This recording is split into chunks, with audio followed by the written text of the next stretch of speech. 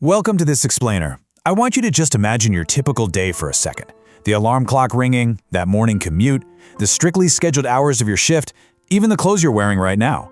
We generally think of the Industrial Revolution as, just some dusty chapter in a history book about smog and factories. But the truth? It wasn't just about machines. It literally laid the exact blueprint for our entire modern existence. Think about it. Who actually invented the 9-to-5 workday? Or the whole concept of the weekend? Or having to punch a time clock? These aren't natural laws of the universe, right? And they definitely weren't cooked up by some modern corporate guru. They're actually the direct result of this explosive era about 250 years ago that completely reprogrammed how humanity lives, works, and thinks. Okay, let's dive right into this. Here's exactly how we're going to trace the origins of modern life today. First, the rhythm of nature. Second, the power of steam. Third, the human cost. Fourth, resistance and cultural divide. And finally, number 5, our industrial DNA. So starting off with section 1, the rhythm of nature. To really grasp the massive shock of this new world, we first have to understand the slow, predictable, and super localized rhythm of life before machines completely took over. Before the 18th century, over 80% of Britain's population lived out in rural villages. Time was dictated entirely by natural sunlight and the turning of the seasons.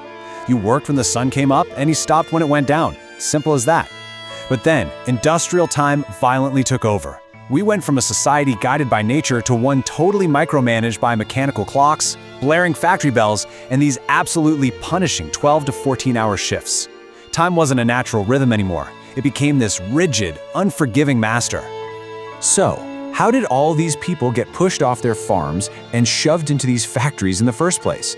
Well, it all started with what's called the enclosure movement. Wealthy landowners basically started fencing off around 7 million acres of shared, common land. And this essentially erased a centuries-old way of life overnight. Families who used to graze their animals and grow crops on these open, shared fields, they just lost their access and their livelihoods right there. Forced off the land, the rural poor really had no choice but to flood into these fast-growing industrial cities just to survive. Moving on to section 2, the power of steam.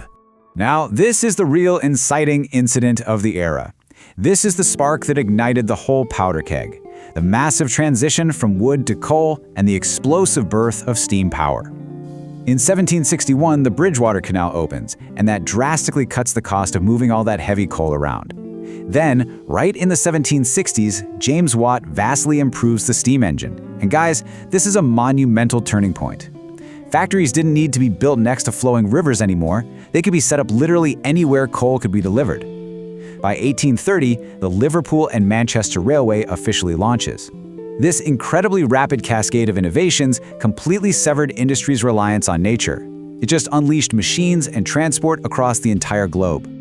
Just to give you a sense of the staggering scale of this expansion, by 1850, labor gangs had laid down an unbelievable 6,000 miles of railway all across Britain. 6,000 miles! They physically carved this massive steel network straight through hills and valleys, which allowed for the unlimited movement of goods and completely fueled this ever-hungry industrial economy. Which brings us to section 3, the human cost. We really need to slow down here for a minute and look at the grim reality, the choking pollution, and honestly the profound suffering that accompanied all this rapid urbanization. By 1850, for the very first time in human history, over half of Britain's population was crammed right into urban areas. Cities like Manchester and Birmingham just exploded in size. But here's the thing, these places were built for industry, not for people. Entire families were packed into these hastily built, soot-choked tenements. We're talking about whole families sharing a single unventilated room. 6,500. That is the absolutely devastating number of people who died during the 1832 London cholera epidemic. Because these cities grew so incredibly fast, proper sanitation was virtually non-existent.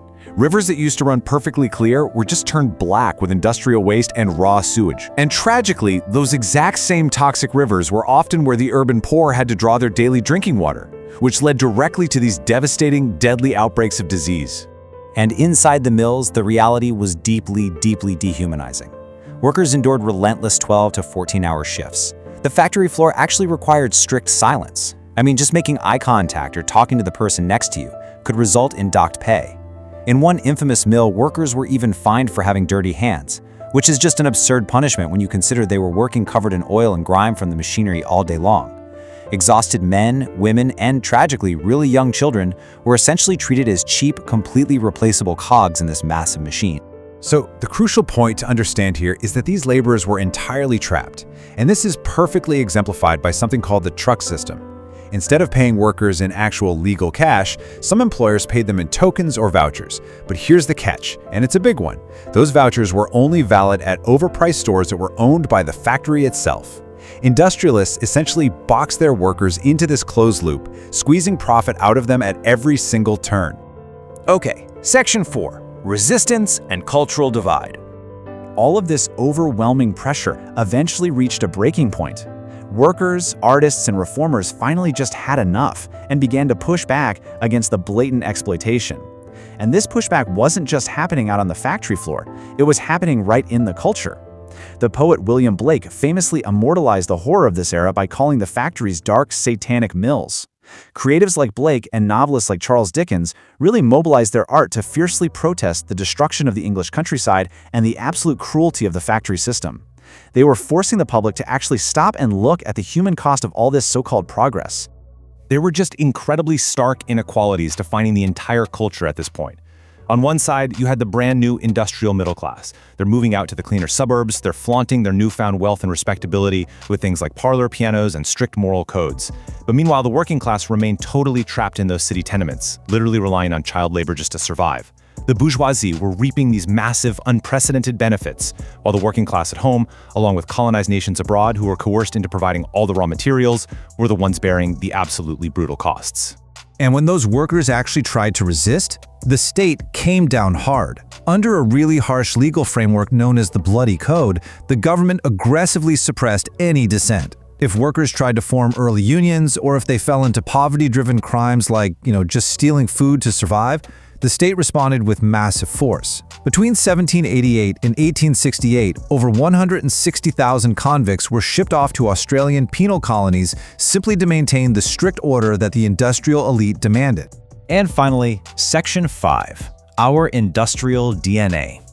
This is where we really connect those historical battles, the churning machines, and all that pollution of the 19th century directly to your life right now. The relentless consumption of fossil fuels, the birth of labor unions demanding fair rights, the very concept of a mass consumer culture, and those dense urban centers we all live in today. All of it was forged in the fires of the Industrial Revolution. Even our most pressing modern crisis, climate change, finds its direct origins right there, in those very first smokestacks that started pumping carbon into the air. And that leaves us with a final, really provocative question. As we face the rise of artificial intelligence and advanced automation today, will this new technology actually liberate us by easing our burdens, or will it trap humanity in an entirely new cycle of relentless production? Are our modern anxieties about AI just the echoes of the steam engine? It really makes you wonder if history is just repeating itself. Thank you so much for joining me for this explainer. I really hope it's completely changed the way you look at the world around you.